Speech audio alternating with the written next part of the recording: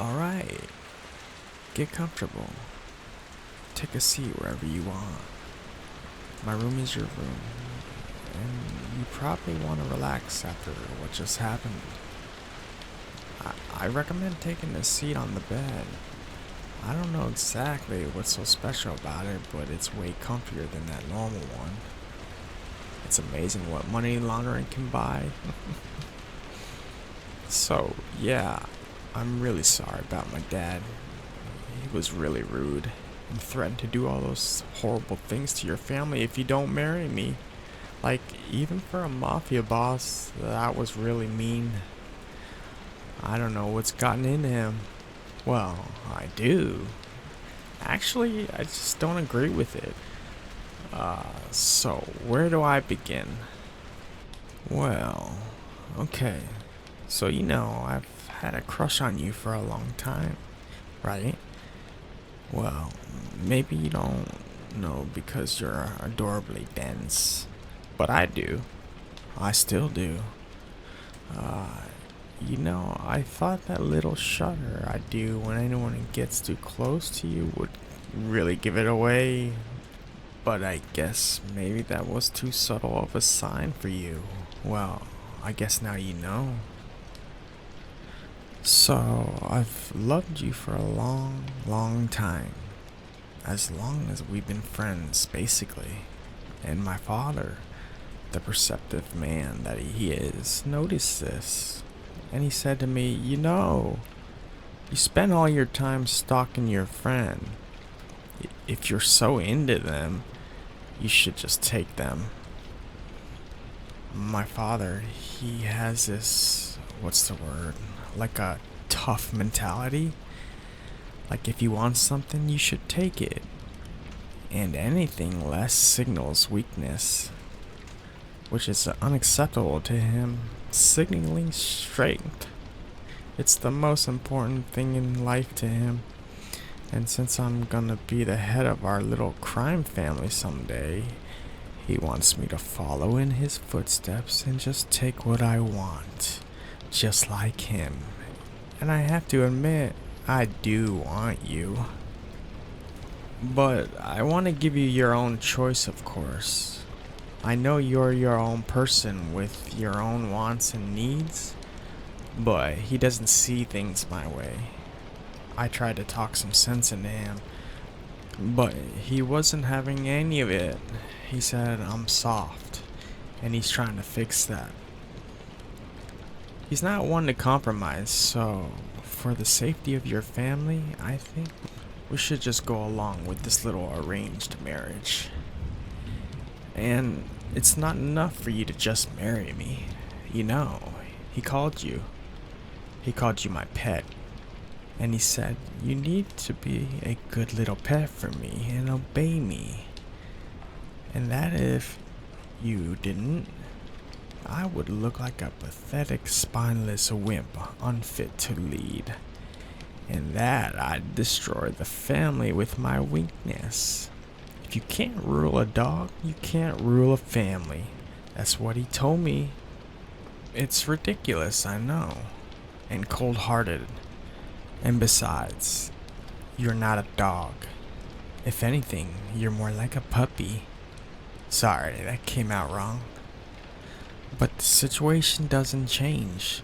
Your only real way to deal with this is to appease my dad. You don't have to be my pet, but you have to act like it. I'm sure you don't want to actually be my pet after all. I mean, what would you be like?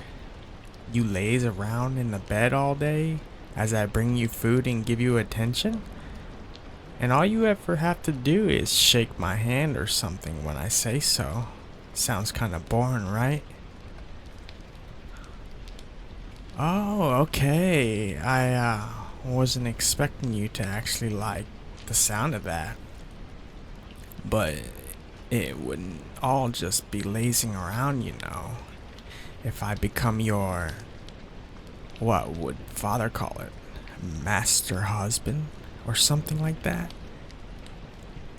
But if we do have that sort of relationship, you'd have to obey me.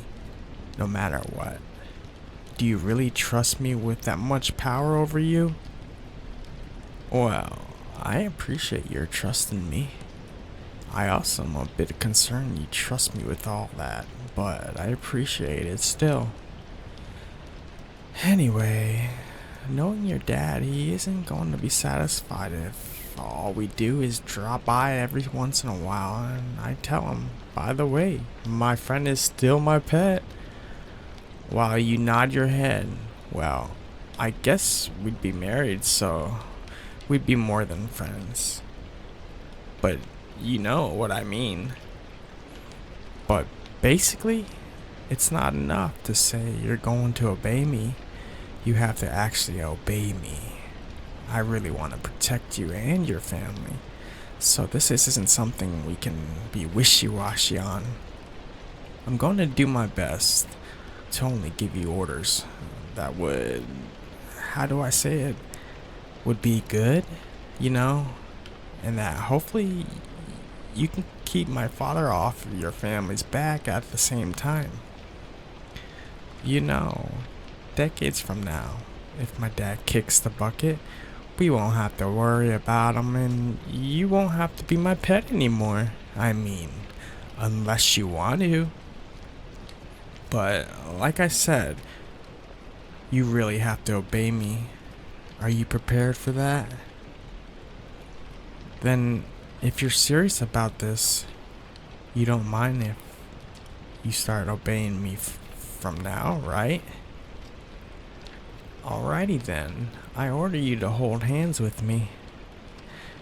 And I know it sounds weird, but I'm not being selfish here. Even though that's what it looks like, because you're dreamy and lovely and everything I could ask for, and it's common sense that I would want to hold hands with you. But if all I do is give you orders lighter than this, then my father's gonna call our little relationship a bluff. So, like I said, hold hands with me. Wow, you have amazing hands. Oh, sorry. Trying not to be creepy. I have to be a good master husband, as my father would probably put it. Well, not the good part. Because his idea of good would be me ignoring your thoughts and feelings. So, how do you feel? That's good. That's not terrible. This is a terrific start. This might actually work out better than I thought it would. You're doing great. I'm so proud of you. I was about to say good pet, but that would be kind of demeaning, wouldn't it? What do you think? Oh, that's good.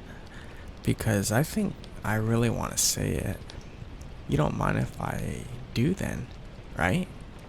I mean, I know you have to obey me now, but I still want to ask, do you mind if I call you a good pet? Then I'll say it. You're my good pet. I feel so guilty when I say that. I feel like you're really precious and I have to respect you. But you're fine with it, and it doesn't have to be demeaning if you don't want it to be. Isn't that right, my good little pet? I think I could get used to this. Let's see. What's another reasonable order to give you? You know, just to make sure you're truly comfortable in your new role. Hey, do you love yourself? Because I love you. And I think it would be silly for anyone not to love you. And I guess since it's so obvious that you should be loved, I think you should love yourself too. Well, I guess I can't really just give you an order to love yourself. It doesn't work like that. Love doesn't work like that. It's not something you can force. Not even if you're master of the cutest pet in the world like I am. I can't change what's in your heart, but I guess I can boss you around until you admit what's good, little pet you are. Here, look into my eyes. Here's your next order. I want you to tell me, who is the best pet in the world? Yes, you do know? Don't tease me. It's you. You're the best pet in the world. I'm the best master in the world, so I would know. At least I'm pretty sure I'm the best master in the world. If the others are even nearly as cruel as my father, it's not much of a competition. But back to us. Well, more specifically, you are the best cute little pet in the entire world. If I took you to the pet store right now, all the bunnies and kittens would be incredibly jealous of you, how cute you are. So tell me, who's the best pet in the world? I'll give you a hint. It's mine. That's right, it's you. I think you can say it more assertively than that, but it's a nice start. Not only are you the cutest pet in the world, but also the best behaved, apparently. I'm so proud of you.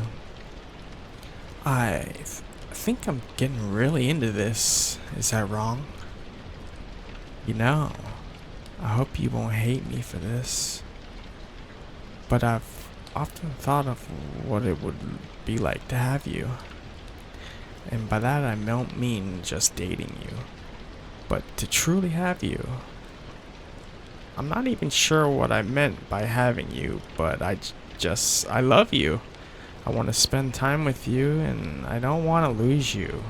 In my mind, that primal instinct part of my mind ensures me that I can just have you, then I can have that security, then everything will work out.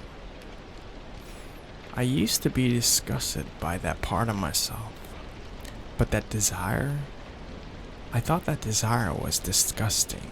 I thought maybe it would hurt you. But now you're mine, wagging your tail like a good little puppy for me. And I'm not too sure. Maybe I can make you happy, even if I own you. I just have to lavish you with love greater than any freedom. And I'm sure the happier I make you, the more easily you will obey me. Then everything will work out. So tell me, what can your master do to make you happier? You'll be staying with me from now on, so we will have plenty of time together. You know, I've got tons of money. None of it honest, but everyone takes dirty money, as long as you can clean it. Sometimes you don't even have to clean it, so I can spoil you. What do you want? Like maybe a soda or coffee fountain in my room? Well, I suppose it's our room now. Oh, I get it. Money is no replacement for love after all. Well then, let me say it clearly. Master loves you.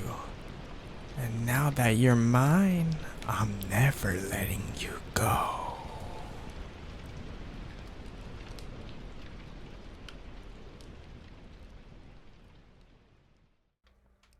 Hey, what's up guys? If you enjoyed the audio, leave a like and subscribe. I'd appreciate it. Have a good evening.